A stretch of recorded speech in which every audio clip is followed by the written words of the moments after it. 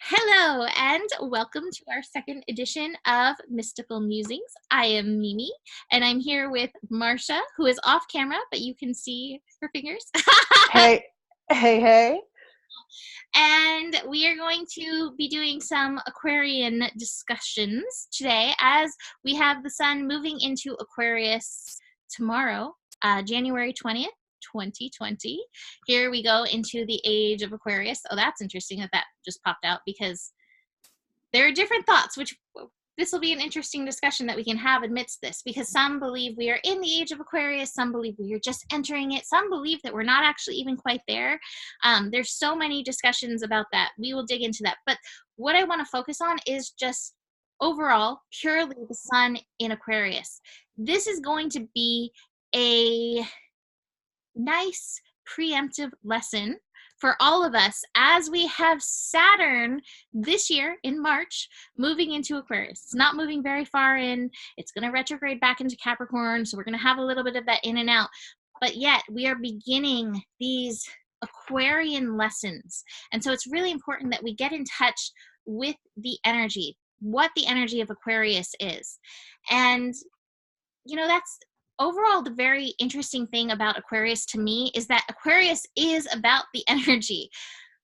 If I was going to pin one word that I associate most strongly to Aquarius energy, it would be vibration, the word vibration. If you can be aware of the vibration of things, then you can understand, to me, what the energy of Aquarius is really about. And it's interesting because we go from Capricorn, we go from Capricorn, which is about like the physical and what's happening in the world, to realizing, hey, there's this other level of things that's causing a lot of what's going on here to happen. And so in Aquarius, we bring our attention to that energy and then bring it on in. So it's a very powerful thing to tune into, look into. Trying to decide where to go with this. Do you have anything to say, Marcia? Well, some some interesting things were coming through when you said Age of Aquarius, because I did get for our sourced energy. I think we talked before about how I use the same deck but in different sizes to kind of symbolize us or our beings at three different levels. And the card that we got, one of the cards that we got was the Hierophant. Let me actually put it up to the screen real quick so you can see it a little bit better.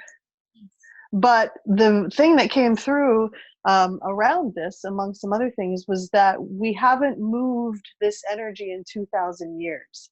So the fact that you would say, we're kind of blurred out without thinking about it, the age of Aquarius. This was something that Spirit made very clear to me, that we were kind of like shifting something forward or pushing a sled forward that we hadn't moved in a very long time. That makes sense. I have an Aquarian friend, and we were discussing this, like the topic: are we in the age of Aquarius? Are we not in the age of Aquarius? And she was feeling that Saturn moving into Aquarius is definitely a push towards this. I feel like we're like, to me, we've tiptoed in, we're there, and yet we still have these, like, if almost it is a sled, like these major cords like connecting us to this thing, still holding us in that Piscean energy that we still have to realize. And going back to the vibrational thing, it's so vibrational. If we can tune into like the vibration of like the new vision. I'm feeling, I don't have that card as my card, but if you guys have watched me often, I've showed the card new vision, the new vision of where we're going to versus where we've been, what we are building versus what has already been built. That's good. Like, that's kind of that I feel like that we need to be going in for each of us in our own lives, letting go of the heavy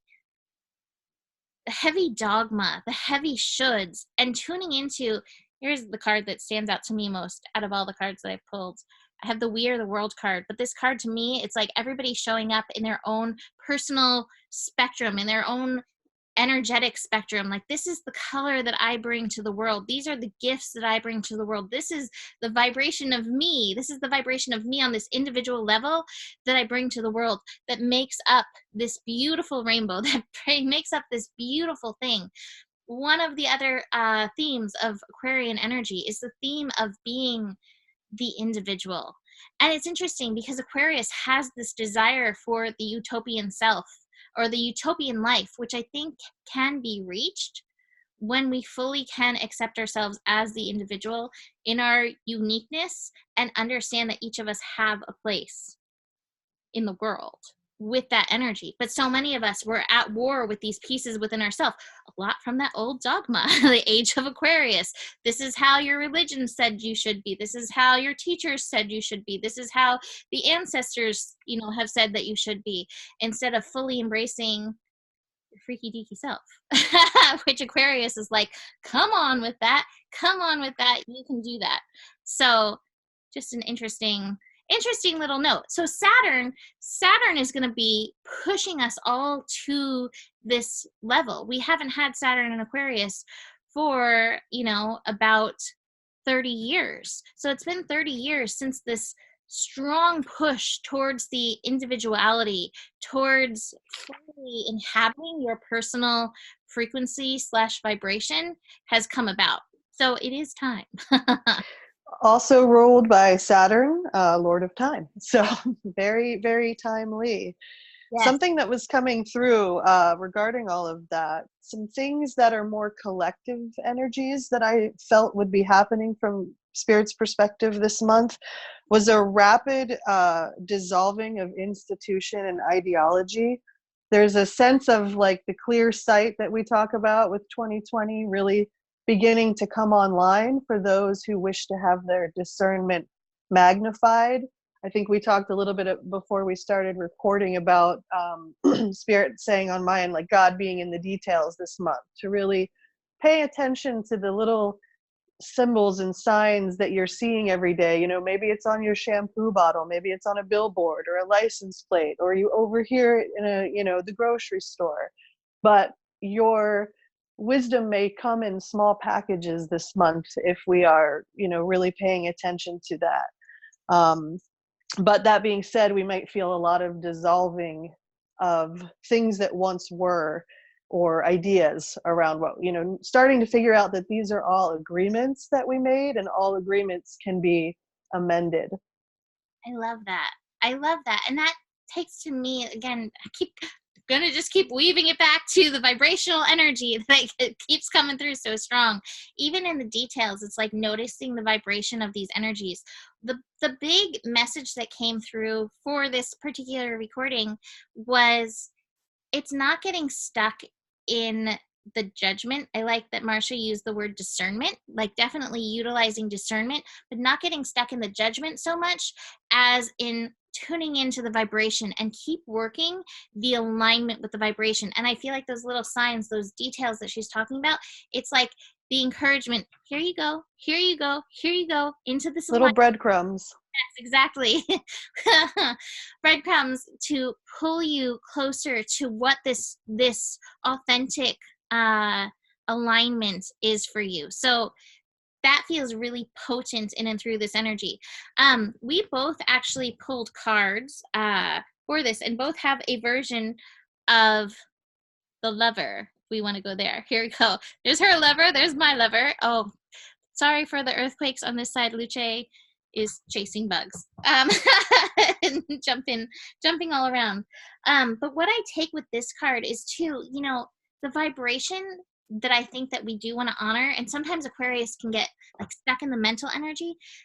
Tuning into the things that you love, dropping into that heart. I know Marsha has I don't want to say a different perspective, but another way of putting this, but this is what I get from this card is, I love this line in this book. The lover is in the awe of what the world presents, reveling in the glorious details. There's the details energy, grateful to savor every last drop of life's offerings, especially those vibrational energies that are lining up for you today. Like, be in awe of them, connect to these energies, love them, drop into your heart. Do not be constantly overthinking, over processing. That's one of the challenges of Aquarian energy, is like the overthinking, the overstimulation. Like it can be so jittery because we forget to stay in our heart, and dropping, or in our body is what I meant to say, and dropping into our heart is one way to help pull us in and ground us a little bit more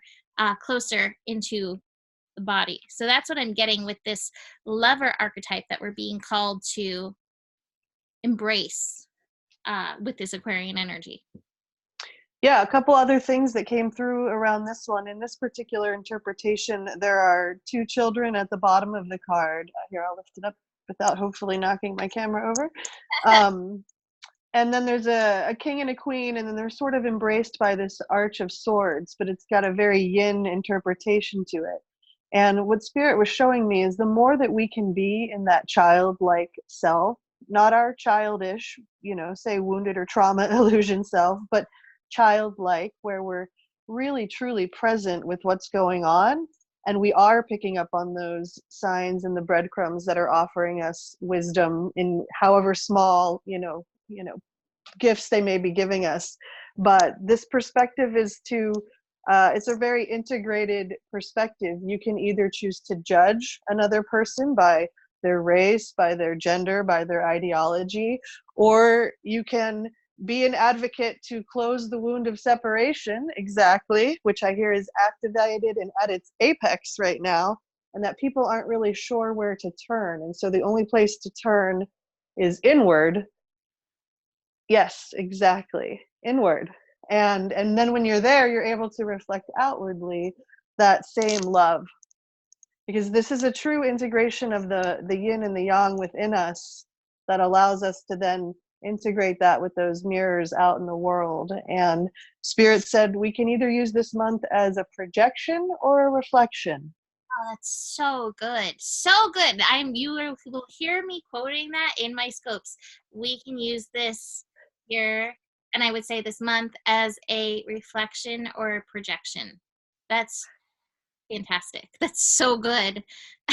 I'm gonna just like revel in that for a second, but that's so good. And it's interesting because like one of the cards I have here, I always call it the don't compromise card. But here you have like this reflection and like these pinkies out, and this absolutely like represents to me like which way are they going in here? Are they going to compromise? Or are they not going to compromise? This could absolutely represent the projection or the reflection, whichever way that you want to take it. And honestly, I do think everything has that potential. The rejection. What? Say it again. Projection or reflection. It's like, do you want to judge the experience, which ultimately takes you out of the truth of it, or do you want to reflect and use your, what do you call it, responsibility? Yes. Exactly, to find the gems in what you're being shown in this reflection. I always say that everything that is in our life has some level of reflection. It's not necessarily, though, like you're not necessarily seeing the exact, mirror. Right. A funhouse mirror. Sometimes yes. Upside down. Like we're in the cosmic funhouse, and there are all the mirrors are all the different kinds of things that can show up. But again, if I feel like if we drop into the heart energy, the heart has the wisdom, and the heart's going to be like, hey, you're okay. Because I think we need that. Oh, look here, we have another mirror here in the comparison thing. Hey, you're okay. And this is the lesson. It's interesting because the word rejection kept popping in, and that's one of the shadow sides of Aquarian too. Aquarius energy can feel like the freak, not understood, the outsider kind of energy, can feel that rejection. Oh, I'm not accepted as I am. And so that's something to be aware of for all of us as we go through this energy. I feel like so often we can quell our vibration because we do feel that rejection, which I think just goes so intrinsically well with the projection, reflection, rejection. So we know that it works together. That is the rule. The rule of the universe. So it's really powerful, but can you accept your vibration, and can you be willing to even like increase your vibration? We're all being called to step up into the next layer. Like that's one of the things that this astro that's been so tough has been doing is peeling off the layers of what we've put on to make ourselves small, to quell ourselves. Totally. And very aggressively so, I might add.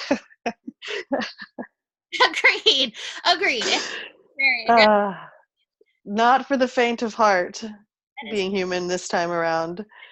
my Um, to say. oh, Like, sorry, go ahead. we signed up for this, like, and we wanted to be here during this. And sometimes, like, because he left, I'm like, really? Really? You left. You told us that we signed up, but you got to leave and doing the magic from the other side. However, they will say that we are actually the ones doing the real magic because having to anchor it through these physical cells has never been done before in this way. So we get a standing ovation from those who have moved into their energy bodies. I love that you said that. That's, I think, another point just to be very aware of in the Aquarius energy, the anchoring. I wish I had a picture of Aquarius right now, but the glyph for Aquarius is like these two wavy lines. And that's one of the things that I will often say with Aquarian energy. It needs the anchor point. It needs to come into the physical, because it's all fun and dandy when it's out here in the head. Aquarius energy, it is the genius. It's connecting to, like, God knows how many alien energies out there. Like, amazing, amazing connections can be made with Aquarius. And yet if it stays here, it's not where it's meant to go. The glyph is as above, so below. So Which is this card right here, as above. Macrocosm and microcosm coming together. yes. Heaven on earth. So it's that anchor, that word that you said, anchoring it, bringing it in through the body, letting it go beyond just right here is a really important piece of the energies. Devotion to yin was what came through from spirit. Finding a way every day to devote yourself to yourself, even if it's 2 minutes, on the train to work where you just close your eyes and you put your headset in, whatever it is to you, where you're creating your own space. Ooh, what is that? The first word it's the cosmic heart, but it says devotion right there. Yes, yes. Potency, make your life a living prayer. 100% right here. Well, it felt like from spirit, if we did not have that this month, let me see what I got on that. It wasn't super fun. It was like, do you want to be, have all your senses overstimulated? What do you have there? Yeah. Yep. Basically, yeah, the overstimulation, it's too much mental, so much. Getting, It'll ultimately thunderbolt you. You're gonna not, I can't get the word, but basically, like, shock yourself out. It's not the right word. yes. Yeah. Like it feels electrocution. It feels like you're kind of electrocuting yourself on a cellular level. And spirit was like, don't get lost in a flood of information, because otherwise your old patterns are going to make you miss potential new opportunities that this energy is bringing. It's like if we're stuck in our habituations, or if we're stuck in our ways that we do things, we might miss some really beautiful opportunities that are being presented within this space. And so that's why paying attention to those details, maybe it's a sign on a window in the grocery store and it just happens to be an art class. And maybe at that art class, you meet this person that you really were destined to meet and who will change your life. It's that kind of energy that 2020 offers if we're willing to make the small step forward. Beautiful, beautiful synchronicities. And again, I felt in the words, again, tuning into the vibration rather than your judgment. And keep your discernment with you, but the vibrational energy of things. That's, Yeah, listen to the energy of the thing. Yeah, absolutely. yeah, definitely. So I feel like we have spoken what we need to speak about. Do you have anything else you want to share? I kind of want to read this card. I feel like the Yeah, please do. Please do. cosmic heart, devotion, potency, make your life a living prayer. That feels so strongly going along with what Marcia said about the yin. The cosmic heart, let's see what it actually says. When you surrender to the state of devotion, which also reminds me of the lover card, like tuning into the heart, being devoted to approaching things from the vibrational energy of the heart. You're being called, oh wait, sorry. When you surrender to a state of devotion, you find yourself flowing with all of life. I didn't show this card. I have this card too. Oh, nice. You are being called to refocus your attention deep within to the intelligence of your own heart. Here it is. To bow with deep reverence to your inner temple, to live your life in devotion to this place, to make your life one big moving prayer. Perhaps you felt a bit off kilter lately, sensing the potency of why you're doing things has gotten a little watered down or weak. Perhaps you've forgotten what made you start doing them in the first place. If so, this is your call to take a moment and reconnect with the truth at the very center of your heart, to get back into the essence of what you're about, to devote your life to what you care most about, to turn your gaze deep, deep, deep, deep. There are seasons for harvesting and seasons for sowing. Right now, you're being called to plant your soul seeds and sing to them, vibrational energy. Mm, Sing to them with deep devotion, to feed them with the sweet waters of your own soul, to lose yourself in the potency of what it is the most, or what it is that most expands your heart, to live your life according to what makes you come alive rather than what everyone else thinks, to make your life one big moving prayer. And the starseed inquiry from this card is, how can you make your life a moving prayer? beautiful. Yeah. So it's interesting because we can get caught up in the mental energies. We can get spazzed out, blown out, electrocuted with these energies. And yet it's like, no, drop in deeper. If you're feeling that spazzed out, if your nervous system is up in arms, like, oh my God, it's all too much, drop in, find that devotion, tune into the heart energy. And that's going to like help you move through. What are those? Absolutely. So this was just what Spirit gave me for what's happening with the soul. I got the science of happiness. Oh, wow. So this Aquarius energy is going to allow us to explore our own science of happiness and what that means for us. And it's really what you were talking about, turning inward and that devotion to our inner yin energy that we all have. But yeah, just really, I'll put it back out here for everybody to. I love that. It pops into mind Dr. Bruce Lipton. He is a neuroscientist, and he's written books called The Honeymoon Effect. And he talks about like you can live a life that feels like a honeymoon, and it does, involve the workings of the mind, the workings of the brain. There is, I know people can get up in arms about law of attraction, and this is deeper than law of attraction, but I think sometimes it can get lumped up into that. Like there is this deep science about bringing about happiness, and it does connect to devotion and the heart and gratitude and all the Absolutely.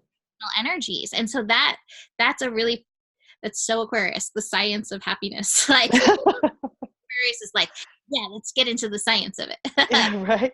I know when those came out, I was like, well, that makes sense to me. There was a couple other things that came through, but it's up to you. I'll let you decide. Say yes. Um, there has been a lot of debris around that I've noticed in this past week, and Spirit always shows through my own physical weaves what's happening collectively. And not only has there been like man-made debris, but natural debris, like branches from trees and things of that nature in the past. And what I heard from Spirit is that this energy will allow for a massive clearing if we let it, if we surrender to it. Um, it will be refreshing if we choose to let this kind of wind blow through us during this Aquarius season. The other interesting thing that came through was the energy of Jack, in the sense of one, the mechanical device used to raise and support heavy objects, so that we would have like this help of the energy of Jack this month, but also like you haven't done Jack, you don't know Jack. So people just kind of really projecting on each other in that way, like kind of just a quick flip off. And so to just be aware that these electrical energies can make it very quick to react, and that instead to drop in, as we were talking about earlier, and to come from that place of discernment, and that you don't have to tell everybody Jack all the time anyway. Wow. The energy of the it's funny because we were talking about swearing before this, because I say I always try not to swear in my daily videos, but like it's coming through so strongly, it must be said. Like the energy of the jackass. Maybe. Yes, I did get that. It said that we will either have like our yang energy be like the male ass or the male animal, or it will truly like be here looking how to pursue the science of happiness and then how to move this forward in a physical way in our lives using our mental energy, which is the Prince of Discs here. Nice. Um, so here we have the movement. These are all the human energies we may experience this month, which leads to some greater wealth in our life, possibly time, possibly energy, possibly money, all kinds of abundance, companionship. And then through these two energies of our own creation and our own inner authenticity, which is the star card, and then we have the art card. So what are we putting out into the world? What are we creating? Even if it's just a smile or eye contact or a doodle.